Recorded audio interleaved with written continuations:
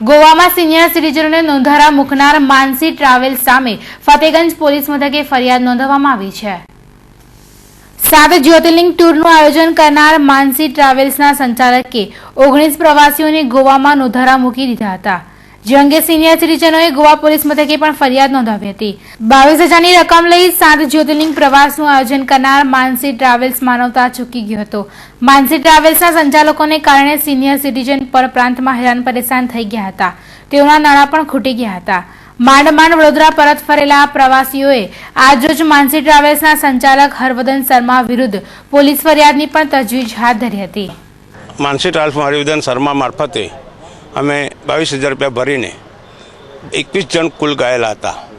7 જ્યોતિર્લિંગ સાથે દક્ષિણ ભારત અને 22 જણે 22,000 રૂપિયા પૂરા આપેલા। એક જણ દીઠ કેટલા રૂપિયા? 22,000 રૂપિયા પર હેડ। શું થયું હતું ત્યારબાદ? અને ત્યારબાદ અમે દક્ષિણ ભારતથી જ્યારે ટ્રાન્સફર થઈને ત્યાંથી ફરતા આવ્યા એટલે મૈસૂર આગળ અમારી જોડે 100 રૂપિયા આરટીઓ ટેક્સમાં ઘટતા ત્યારે ઉઘરાયા એટલે મેં આપી દીધા। ત્યાર પછી અમને બેંગ્લોર લાવ્યો। બેંગ્લોરમાં રાત રોકાયા, એના પૈસા ચેક આવ્યો તો પેલા એ લીધો નહીં, પછી ભાઈ લખાઈ દેવરાવરાયું કે ભાઈ આ ચેક નહીં ચાલે તો તું કોર્ટ કેસ કરી શકે, એવું ભાઈ લખાઈ દેવરાવ્યું। ત્યાર પછી અમારું જમવાનું બી બંધ કરી દીધું। આવું અમે અમારા પૈસા કરતો મહત્વ શું હતું કે આવું ભવિષ્ય કોઈ સંચાલક કરે નહીં, પણ અમારા પૈસા તમને મળવા જ જોઈએ। આ બાબત આટલું કર્યું છે એટલે મેં ટૂરમાં ગયા હતા, 20 જણ હતા અમારા સાથે અને 22,000 રૂપિયા અમારા પાસે લીધેલા। કયા ટૂર્સ એન્ડ ટ્રાવેલ્સમાં? માનસી ટ્રાવેલ્સમાં।